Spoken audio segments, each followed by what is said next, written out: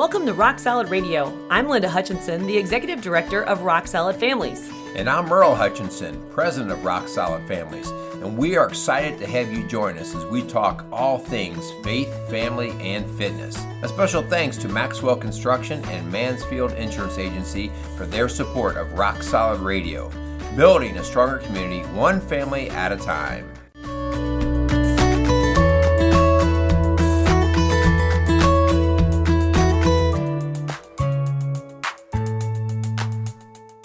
Welcome to Rock Solid Radio. Hey, this is Merrill Hutchinson, President of Rock Solid Families, and I'm here with my most lovely quarantined wife. Oh my goodness, honey, did you just hear the news?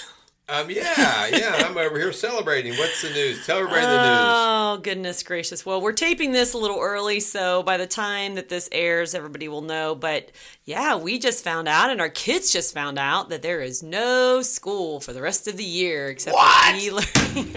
Oh my goodness. My head just bounced off the table. So I was about to say another week of this new normal, but now we got a different kind of new normal. Well, this actually kind of changes the whole title of today's show then, doesn't it? No. I'm going to watch you squirm through this show. This is going to be so fun. It's actually perfect. So really the title of today's show, I believe, is called Making Lemonade Out of Lemons. And it was, I will give credit, it was written by you. Before we found out. Before you found this out. And so this is news hot off the press. I can't wait to have this conversation. We're going to see if you can put your money where your mouth is. Oh my goodness. All right. Yeah. So anyway, we are in the time of the coronavirus. So again, this is one of these shows again that's being dated by the current situation.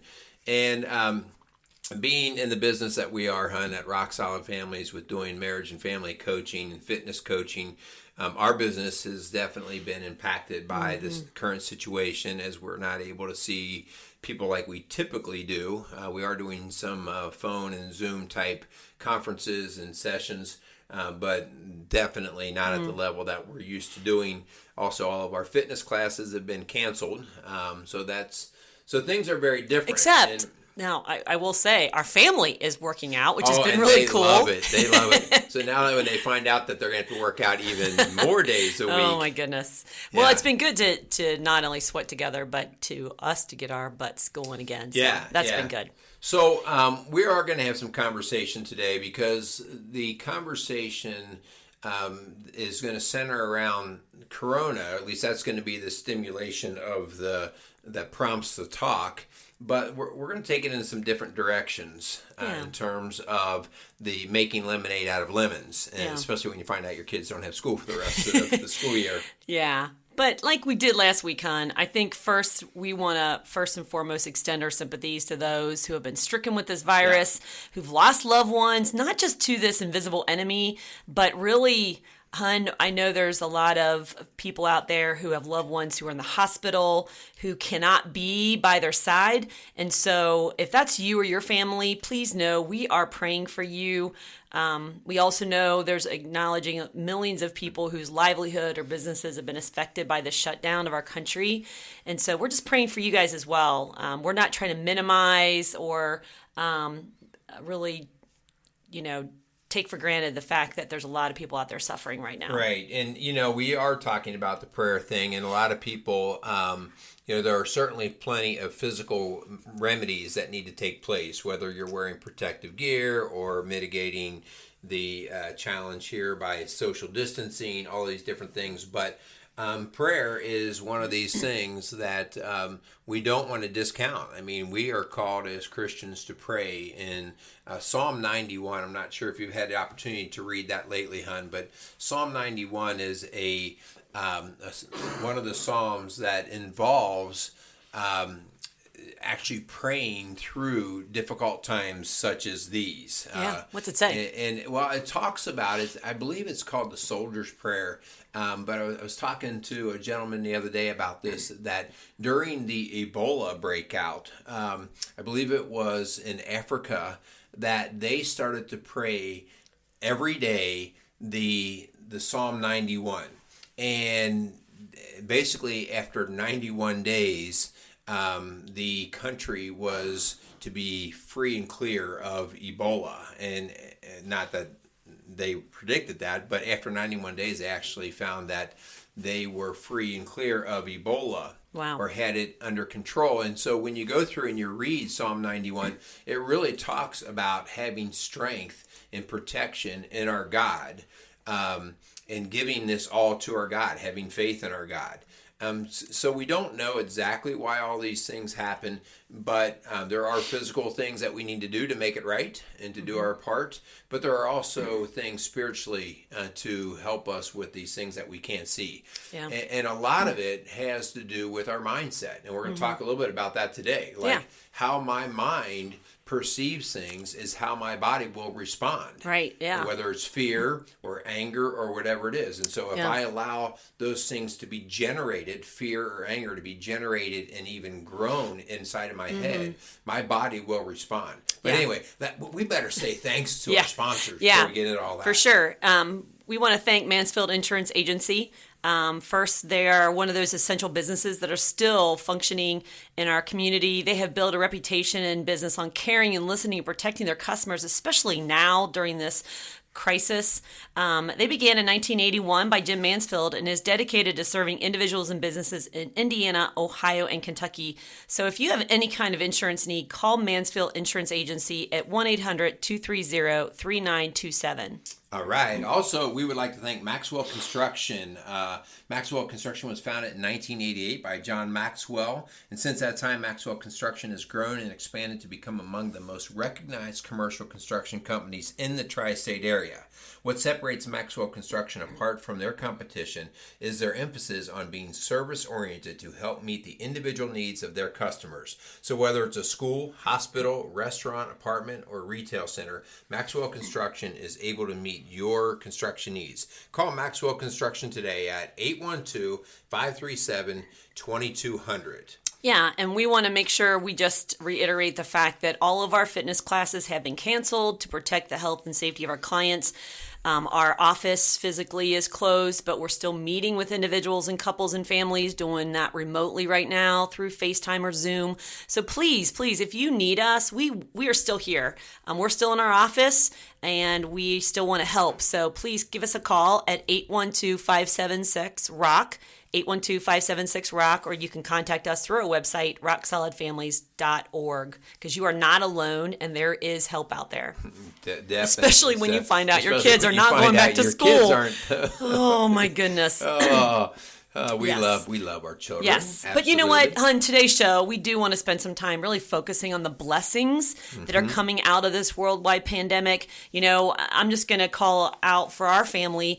You know, the other day, I felt like we really turned a corner. You know, we adopted 3 children 4 years ago, and it's been the hardest thing we've ever done in our lives. We were empty nesters and gotten into a kind of a very comfortable routine. And so this was new for them and for us. But the other day, I will just tell you, it was a huge blessing. We worked out together. We had some fun. We had music cranked and we were pushing each other. And then we went home and the kids were literally cooking lunch together and having fun with that, you know, kind of doing their own little chef things. And then later on, they went downstairs and helped you. They were stapling insulation in our little, you know, project we got in the basement and working together. They all had their gloves on and they all had music cranked. And I literally came back to the office and I almost was in tears thinking, wow, this would have not been something I would have seen 6 months from now, 6 months ago. Yeah, it's just amazing. Well, one of the things that you notice in situations like this is that all things, personality traits, characteristics, all of them become amplified. And so whether if your kids tend to bicker a lot when you're in a situation like this, they bicker a lot more. If they have a big heart, they then also show a bigger heart. Maybe they care more. Or they actually have concern or fears. And so, you know, one of the things that we, Linda, you and I have tried to do is because our kids in our home, and I think I can speak for a lot of kids in a lot of other homes, all of our kids, they get anxious, they get irritable. and they adults start too. Adults too, and they start to get on each other's cases. And so you and I, recognizing that, have had to be really conscious of saying, okay, we got to help steer this ship in a different direction. Right. And so I think part of that's that turning the lemonade, or making the lemonade out of lemons. The other day when our kids were acting out, I wanted to act out with them. In other words, I was losing my temper because they were bickering at each other, and I walked in the house and they were going at each other, and I just was, I was ready to blow. and I had to step back and, again, of course, remind myself of who the parent is. You're the adult. I'm constantly in that conversation with myself. But the idea of saying, okay, what are we going to do to steer this and bring out their best? Because remember, I said all things can be amplified here, and all of our kids have wonderful traits. Yeah. But we have to dust those off, and we have to bring those out. And you're exactly right. We ended up having the other day. We had the best day probably in a long time before the pandemic. These guys, they I am one that asks the kids to do some work around the house and to work on some projects that we have. And we just kind of laid it out and said, guys, here's what we need out of you as a family. Right. And they bought in and stepped up.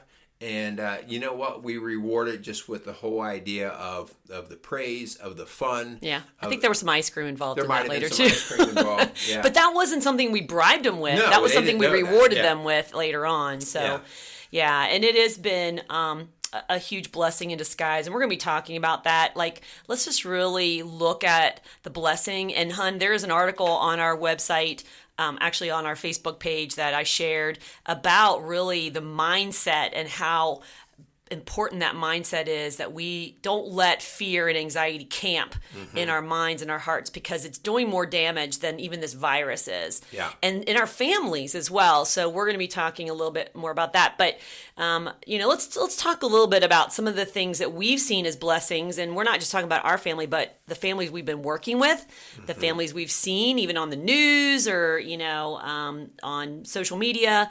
I think one of the things I've seen, hun, is a more empathetic and grateful heart out of folks. For our family, it's been that we're grateful for what we have, and what folks are going through right now, and what we can do for them. It's amazing, right? And this is not always natural, because when you first start into not getting your way, in other words, when this crisis just started or the lockdowns just began, everybody felt inconvenienced. And so everybody panicked. And panicked, but just like, oh man, this is a bummer. I'm not allowed to go out and do what I want to do. Right. And so now that it actually is settling in as being, oh, I guess this is real. Yeah. It's no longer inconvenience. It's now turning into a lifestyle. Yeah.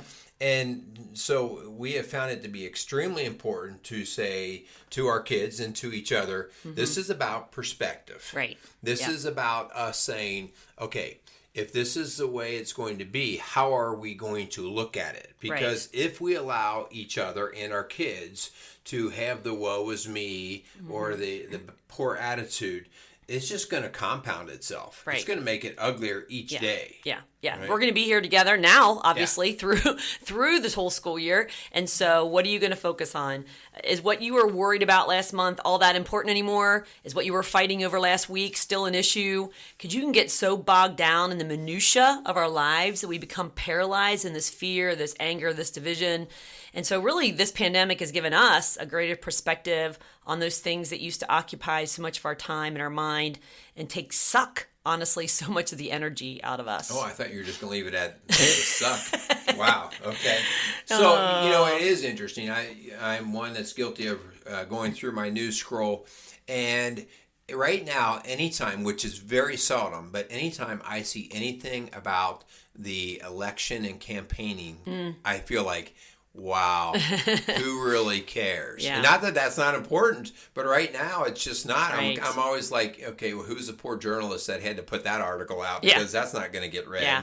Or even more personalized, and I'm sure there's a lot of moms out there who are going to appreciate and relate to this, but I walked in today, we were working, we came home for lunch, and the kids had already fixed their own lunch, which is cool, and they actually had gotten skillets out and fried up some scrambled eggs or something, and they had kind of cleaned it up, but there was like scrambled eggs that looked like it exploded into the kitchen sink. I like the way you say kinda.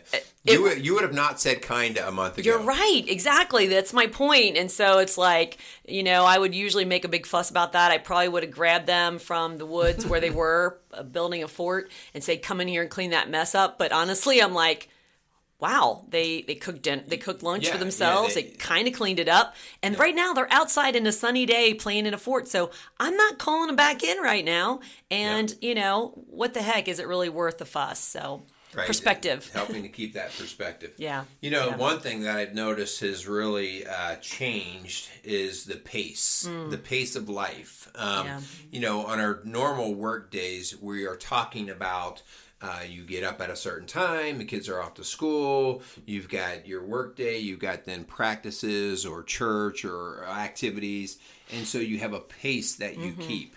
And how often, hon, we even do shows on this, everybody needs to slow down. Yeah. Everybody needs to put a little bit more space in their pace. And all of a sudden... Space in their pace, you like I like that. don't you? Yeah, you like that's that. cool. Yeah. And all of a sudden, we have this opportunity. Yeah. And, as we've talked about with our kids, it's like, you know what, guys? You got all day. Yeah, exactly. So don't act like and you tomorrow got you'll have all day too. Go. Yeah. And the idea that you can't be choked out by a rush schedule is actually, I mean, you even talked to a lady the other day about how freeing it has felt. I had to agree. I'm like, you know what? Yeah. It's kind of, even though, we've had uncertainty about our jobs and about money and bills and all these things, the pace of things is actually breath giving. Yeah. And she, you're talking about one of our clients who messaged me really while I was writing this story for the show. And I teased her. I'm like, man, this is perfect timing. And I asked her if I could share a little bit of what she shared with me without using her name. But she says, I feel guilty, but I am grateful. I'm grateful for this time, she said. She says, everything else has been stripped away. She's like, but there's no stress, no anxiety. My marriage has been better than ever. We're all eating together every day, every meal. She says we cook and bake together, work as a team, cleaning and yard work. I feel at peace. Yeah. It's wow. We have done entire shows on just the importance of family dinner, and we are guilty of not having them nearly as often as we should, and now we have the opportunity. Yeah. And, one of the things that, we've been doing is our huddle time, which, again, that continues to be something that now the kids actually ask for. Yeah. They who's going to get the huddle card, which is the card that basically has the idea or the question that we're going to talk about that night. And what it's doing is creating a whole different level of intimacy and conversation, of just respect for each other. It's really kind of cool, and it's happening through fun and just casualness. It's not like it's forced. But you bring up a good point. We talked about this in last week's show, is that you have got to create an emotionally safe place for your kids to go with all these anxieties, all this unknown, all this unsettledness that they're having. Our 3 right now just learned that school is gone for the rest of the year, and I'm sure there's going to be some feelings of anxiousness and sadness and grieving. And so to give them time around the table to talk through those emotions is really important as I'm parents. I'm pretty sure you're going to lead that conversation. What do you mean? Why? What do you say that for? Your anxiety level, we'll work on that. We'll bring that down. And you have to admit, you're the one that struggles quite a bit when we get kids going crazy on being bored. So we're going to work on this. Yes, we are. But hon, we've done other shows, like you said, of the unrealistic pace families. We talked about families that are so wound so tight they're about ready to snap. Mom and dad both working full time, kids in not 1 but 2 sports at a time, outside commitments that take them home from their families. We've been guilty too. We're preaching to the choir, but I feel like it's really important that we reevaluate through all of this the pace that we want for our family. Yeah. When all this goes back to normal, what do we want to put back in our schedule? Do we want to make some changes? Yeah. So I think one of the things that we want to challenge people with in our conversation today is that whole idea of finding purpose and things that are purposeful and meaningful, valuable in your life, not just during this situation, but hopefully you've got time now to really put this in perspective of what's really important to us. Yep. What is my purpose? Some of this is very simple. Like we've talked about the idea of if you wake up in the morning and you have no purpose, that is a fast in your track day. to depression and anxiety. Yep. I mean, a day of it is called a vacation. It's called a break. But endless days of it will drive you stir crazy, right? Yeah. And so now it's time to really think, okay, what is the value of having purpose? You as an adult are having this conversation in your head. How about your kids? You know, we see, I just met with some folks through a conference the other day, and they were talking about how, you know, their kid is sleeping till afternoon every day, and then they're grumpy all day. And I'm like, there's no purpose, right? And there's no purpose there, and so there's nobody feels good about anything. Yeah, right? No purpose, no plan. Yeah, and that's just not for your day. We're talking about for your life. How about the other side of this pandemic when the dust settles and folks get back to a routine? Do you want to be the same after all this? Because I don't think that's what God wants for us as Christ followers. No doubt, hon, I believe God is up to something so big in all this. And I've heard some pretty cool themes so far come out of this. Things like the church is not a building. You know, we haven't been in church for 3 or 4 weeks, a month. But the church is not a building. The church is the people. You are not alone. A lot of people have been in isolation, feeling alone before this isolation time. God is in control. Yeah, I can't help but to think about, I don't really want to get into the debate whether God sent this pandemic or whatever, but, you know, in Old Testament times when God used plagues to grab the attention of Pharaoh, that was the point, to grab the attention. And the Pharaoh actually even had his attention grabbed. Why do you bring this on me? Why? And then he would turn and basically, you know, say, I'm sorry, and then go right back to his old ways, only to find another plague of some sort coming. And I think that that's just a lesson for us of, okay, what are we going to find purpose in? What is going to be valuable? And what are we going to stick to? Because I think it's a slap in God's face when we find ourselves in desperate times to fall to our knees, to pray, and then as soon as the weather straightens out, as soon as the plague goes away, that we go back to our old way. And so I think this is a wake-up call for many of us to hit a reset button. There I go again. I'm using my reset button. I love my reset button. I've heard people actually talking about the reset button lately. I love my reset button. But you have that opportunity to hit that and to make it more of a permanent fixture in your life. Yeah. You know, you talk, hon, about the Old Testament times, and I can't help to think about 2 Chronicles chapter 7, and I didn't have it written down for us specifically, but, you know, the fact that when there was a time in that land where there was plagues and there was this devastation, that the Lord told, you know, us to pray. And that, you know, when my people who are called by my name will humble themselves and pray and seek my face and turn from their wicked ways, then I will hear from heaven and forgive their land, forgive their sin and heal their land. You know, and so that just reminds me, by the way, that verse before that, it's 2 Chronicles 7:13, when I shut up the heavens so that there's no rain or command locusts to devour the land or to send a plague among my people, that's if my people who are called by my name will humble themselves and pray and seek my face. So it's like, if, then. So this is a conditional promise here, is that we have a part to play in that, and that is to humble ourselves, pray, and seek his face. I just think that the most valuable thing that you said there through all that, which is all very valuable, but that whole idea of humbling yourself. humbling yourself. And there's so many ways in today's world that we want to look for another answer. We want to, whether science is going to give us the answer, or medicine, or the government, or blame, who we're blaming. And so to just humble yourself and say, I don't know the answer, I don't know the direction, but I am going to go to our God. And, I just think that throughout mankind, we have been called to this order, and our arrogance does not easily allow us to do it. Yeah, we definitely, here on Rock Solid Families, Rock Solid Radio, we don't claim to have all the answers. By no means. We don't know how long this pandemic's going to last and how many people are going to lose their lives or when kids will ever go back to school.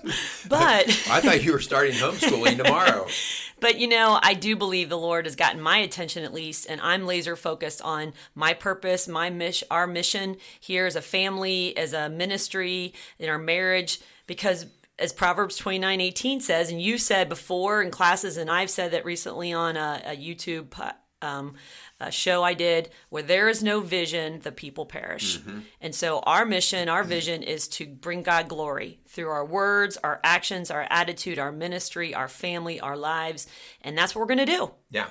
Yeah. So and again, keep the purpose that way, that you do have a vision, and that you're not going to do it just when it's a bad time. That is going to be part of your lifestyle. Okay, let's move into our challenge. Okay. Yeah. And so we always talk about a challenge. So obviously, if we get done with the show and you don't give another 2 cents worth of thought, then we always feel like that show didn't have the impact that it needed to. And so the part of the challenge here is always of you walking away from what you're hearing and saying, okay, well, what do I need to do here? And what could I learn? And so we are going to actually just challenge you. And that is, first off, just slow down your thoughts. Calm down your mind. Calm down your mind. Practice that. Actually, meditation and relaxation. I think there's a real weirdness out there when you mention Christianity and meditation, like, meditation's new age. We are called to get our mind right. We are called to get our mind right because our mind can be so powerful at creating responses of fear, of anxiety, of darkness. And so take the time to slow down and get your thoughts right. Yeah, and hon, I will make a clarification. There is a difference between secular meditation and Christian meditation. Because secular meditation says empty your mind, just empty it. Well, the Bible says that if we empty it and we don't fill it with God and His Word, that the enemy is going to have an opportunity. He takes residence. And so that's where we have to open up God's Word. We have to turn to Him in prayer. Start journaling. I mean, there is no better time to start writing down your thoughts and prayers to the Lord and putting a date on that, because God knows there's going to be a time when you're going to look back on this and say, wow, look what God did in that season of my life. Yeah. That's for sure. If we empty our brain, which can be very calming, but then you've got to fill it with something that's healthy, that's God-based, to basically energize you for the next day. And, how about the idea of starting to spend more time with the people that you love? And again, we're quarantined here, but there's always other different ways. Our kids have been writing a few little letters, some notes, whether it's phone calls. My dad has been kind of cute about this. If I don't call him, he calls me. Well, he's bored, he's an older gentleman. And so each day, he's either calling me or I'm calling him, and it is the shortest, goofiest little conversation. But hey, dude, what's up? Not much, and we're just kind of touching base to just say, how are you doing? Yeah, and not just family members, but friends. I actually have a list of folks I want to call in the next couple of days of just supporters, families who have really supported and encouraged us in this ministry, and I just want to check in on them and see how they're doing. So maybe God is calling you to connect and bless somebody. And lastly, hon, I think that the real ultimate goal is to share the hope that we have. God is still on the throne. He is working in mighty ways, even in this worldwide crisis. There is no doubt. And He wants you to be a part of the revival. Even if your relationship with God has been non-existent or maybe lukewarm, I think now is really the time. I think it's critical because we've had many people, and the news is probably the biggest culprit of this, of almost inciting panic. It sells papers, it sells the media. What's the headline that we're going to catch? And is so much fear based. And I do think we should have respect for this virus, but when we have we don't want to be a victim of it, comfort of God in us, it's going to go how it goes, right? And it is what it is what you always say. It is what it is, and I'm going to. We're going to have comfort in knowing that no matter how this goes, I'm in God's hands. And I mean that eternally. So whether it doesn't go well here on earth, there is something way beyond this earth. And you know what? That just creates peace, not panic. And so it allows me to not act irrationally, super hyperactive on impulsive thoughts about worry. So it allows us to let that go. So as a Christian, show that to other people. Show them the peace that you have. And we've had a lot of clients reach back at us that we've seen over the last year or two who have this anxiousness in their DNA, and they're really struggling right now. So if you don't know where to start, if you don't know about this God that loves you and is crazy about you, please call us at Rock Solid Families. We'd love to walk alongside you and help you discover or maybe rediscover that personal relationship with God and that peace that He offers all of that. So please don't hesitate to call us at 1-812-576-ROCK or at rocksolidfamilies.org. All right, that sounds great. So, hey, we want to finish things out. Let's close up. We want to thank Mansfield Insurance Agency and Maxwell Construction for being supporters of Rock Solid Radio and Rock Solid Families. We do continue to want to just pray and be of value to all of you that are out there. So, as Linda just said, do not hesitate to call us. So, as for now, you want to sign us off? Yeah, thanks again so much for listening to Rock Solid Radio, building a stronger community, one family at a time. Have a great day. Thanks for joining us for another episode of Rock Solid Radio. For help or more information about what you've heard on today's show, contact us at rocksolidfamilies.org or call us at 812-576-ROCK. That's 812-576-ROCK. Again, a huge thanks to our sponsors, Maxwell Construction and Mansfield Insurance Agency. If you have questions you'd like answered on our show, or you want to chime in on something you heard, go to our Facebook page, Rock Solid Families. We'd love to hear from you. Don't forget to tune in next week for another episode of Rock Solid Radio. I'm Linda Hutchinson, and for my husband Merrill and I, thanks for tuning in to Rock Solid Radio, building a stronger community, one family at a time.